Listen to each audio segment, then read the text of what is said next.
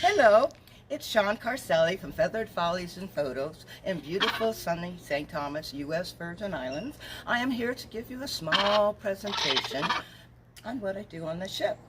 Of course, I bring my beautiful feathered friends with me, and then I actually introduce every bird individually, just like I'm introducing Oscar here, who comes from Central and South America.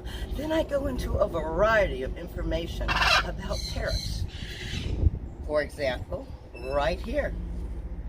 Boop. This is a natural behavior. Yes, we have feet, hands, and a mouth. All these guys have is 2 feet and a beak. They have to use this for a lot of things in the wild. I go into detail about what they use it for. Then I go into detail about their beak and how hard it is. But if you go like that, it will hurt their beak because they have lots of blood vessels in their beak, so you don't ever want to hurt them. In fact, they love to be scratched on their beak. They're so sensitive. Now, parrots are very destructive because they have to chew. If they don't chew, their beak will continue to grow through their neck. And we can't have that happening. That's why it's so important that you have a toy box full of different types of toys for your birds to chew on to control their beak, but also to control them. Because owning a parrot is like owning a 2-year-old child with a 5-year-old mentality for 80 years. Yes, they live that long. I go into how different species live, some 30, some actually can live to be 100. And then I go into how sweet and loving these guys are when they're hand raised properly. They are a child, so you have to treat them like one. You have to make sure your house is bird proof like you would a kid. You have to make sure that they are with you at all times, because did you know that parrots, from the time they hatch to the time they pass away, they are never alone. Even the species that do not live in flocks, they live with their mate for life. So therefore, what did we do? We buy a bird, we put him in the cage, and we leave for 10 hours. That is a very unnatural behavior for a parrot. So therefore, I go into details about how, if you're going to want a parrot for a companion, you need double trouble, 2, which will make your house so much more enjoyable, because a happy parrot is a quiet parrot, an unhappy parrot is a very noisy parrot. Of course, I go into diet. I tell the do's and don'ts about different vegetables, the good nuts, the bad nuts, seeds versus pellets. I go into, it's fun if you could try to grow some of your own, because you know, parrots don't go pick a banana off a tree and sit at the end of the tree and peel it and eat it. Oh no, they rip that skin up and they rip all the inside up. They're very messy. They throw most of it away, but they eat some of it. But this is a natural behavior for them. But unfortunately, if we bought a banana in the store, we can't do that because we don't know how many pesticides are on it.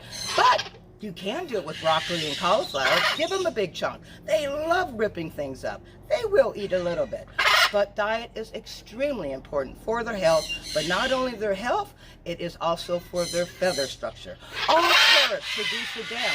Oh, there goes the noise. I love it. All birds produce a down.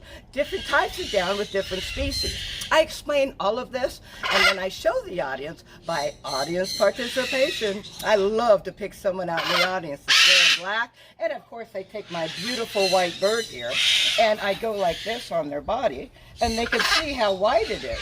Well, that is a healthy parrot. The audience gets a kick out of it, and your guest goes back to their seats with a big smile on their face. I also go into how they molt once a year, the importance of this, and these different things like flying behaviors. They can't fly if they do not molt properly because they'll be uneven. I discuss about their eyesight. I discuss their hearing. I discuss you can't control them, like I said. It's like owning another version of this, a 2-year-old child with a pair of pliers and a foghorn. Give me a little stinker. Then, of course, I go into talking about parrots, how they can talk. If you're gifted enough to have one of your parrots talk, it's amazing. It's so fun to teach them. Now, just because you own a parrot does not mean it's going to talk, because some birds never learn how to talk. My oldest birds are 43, my youngest are 18. Half of my flock talks, and half of my flock does not. But It's a little more difficult teaching them how to talk because you have to teach them backwards. But once you teach them the whole conversation, which they will understand. Want to go upside down? There you go. It is comical to bring a friend in and you walk in the house and you have a whole conversation with your bird. You have to teach a parrot just like a child. You have to let them know an apple's an apple and orange is an orange, just like the ABCs. Now, audience participation is my favorite thing. So what I do before my presentation is I inform all your guests to start thinking about all those wonderful questions they want to ask me. And then I stop my spiel, and then I ask questions, and boy, do I get a lot of them. It's amazing how many guests own parrots or have a family member or a friend that have guests. Then I let everybody come back down to the floor of the piazza so they can get very close to my parrots, take the picture standing by them, and then myself and my wonderful assistant will continue with our answering questions. With this, I'm going to end my small presentation. My feathered friends and I are looking so forward to hopping back on the ship and visiting with your guests. So for now, I'd like to say see you soon. Bye-bye.